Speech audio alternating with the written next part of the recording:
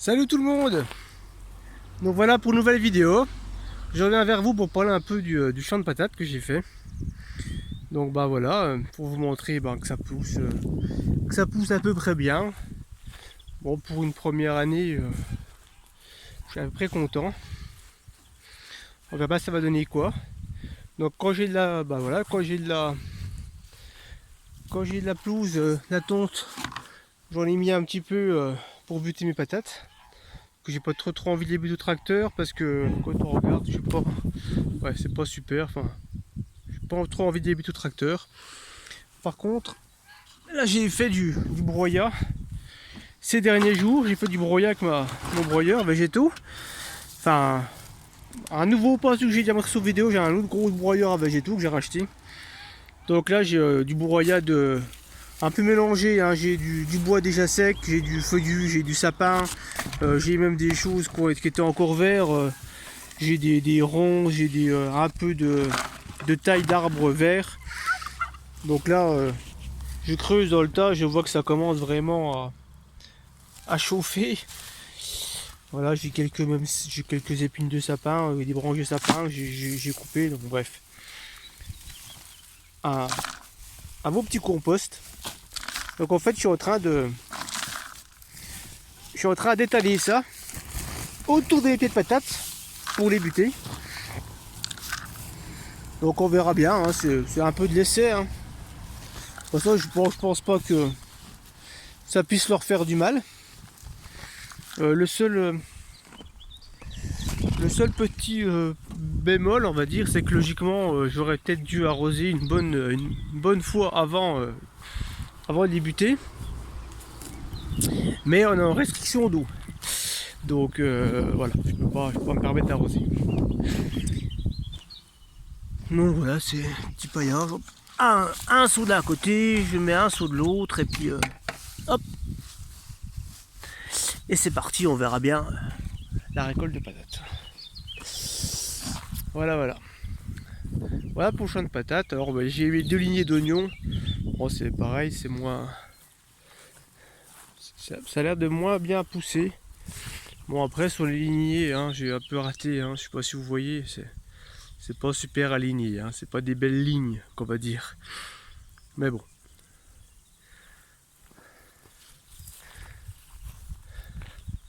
Donc voilà pour mon petit jardin, enfin mon petit jardin, mon champ de patates, de pommes de terre, puis une petite photo du terrain, toujours sympathique. Enfin moi je trouve ça toujours sympa de voir ce terrain comme ça. Avant fauchage bien sûr. Que là bientôt devoir faucher. Donc voilà. Bon, j'ai remis sur mes arbres fruitiers aussi j'ai remis un mastic de protection sur mes arbres. J'en avais pas parlé de ça. Un mastic de protection par rapport au bélier, hein, qui venait frotter ses cornes et qui m'arrachait tout ce qui était écorce. Donc j'en ai profité pour leur remettre un bon coup de brosse pour enlever un peu tout ce qui était mousse, tout ça, puis remettre une protection au niveau de l'écorce. Bon, on voit certains, ils reprennent, hein, l'écorce revient, hein, mais bon, ça leur fait quand même des sacrées cicatrices.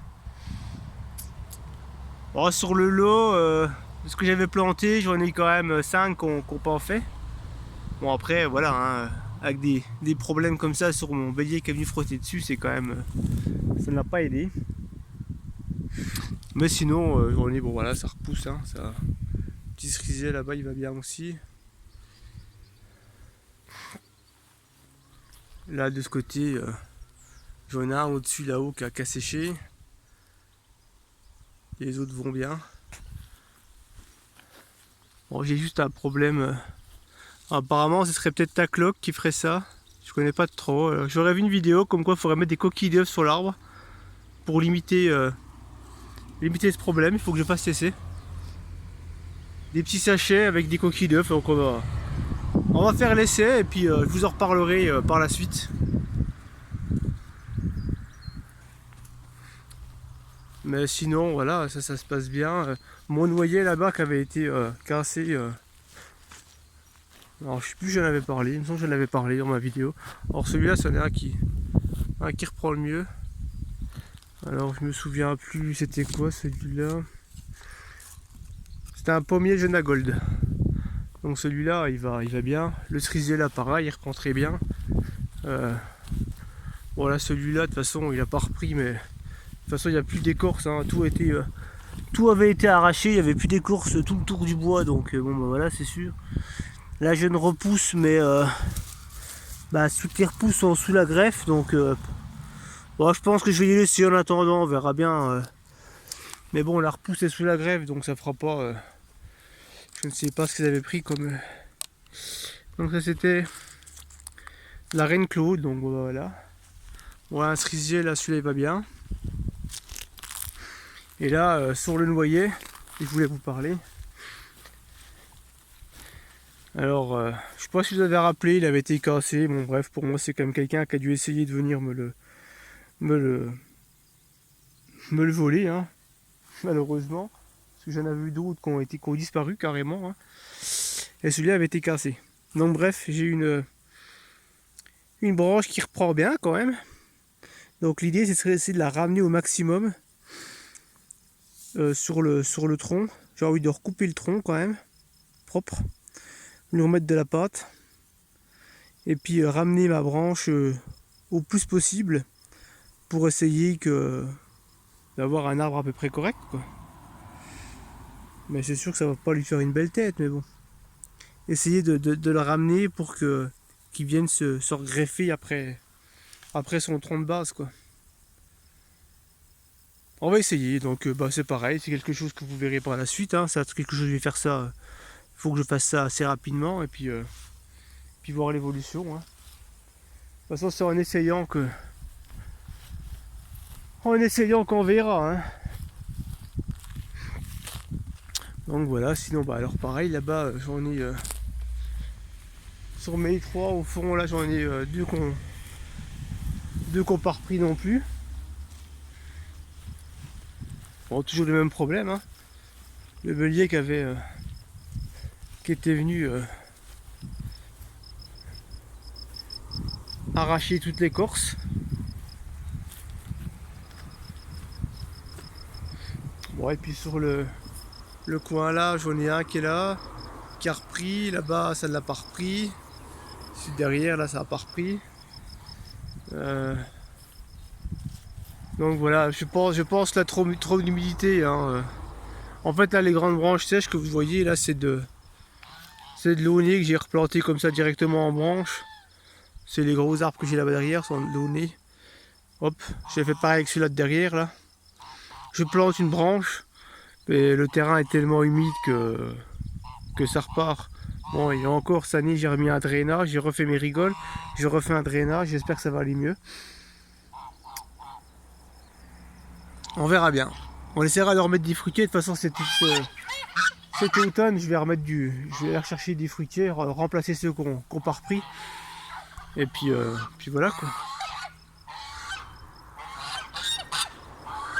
Bon, bah, toujours les oies de Guinée.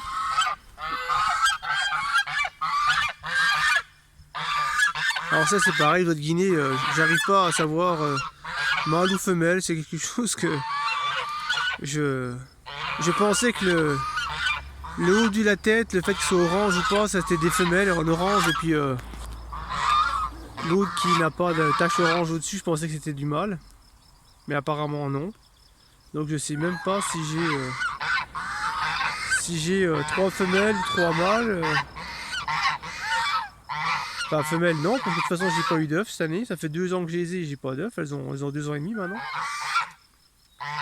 Donc si quelqu'un a un avis ou une méthode pour les reconnaître, ce serait toujours bon à savoir. Bon bah voilà, la petite vidéo se termine. Je vais continuer à buter mes pommes de terre. Et je vous donne des nouvelles sur tout ça, sur l'avancée du terrain. Allez, ciao, bye bye.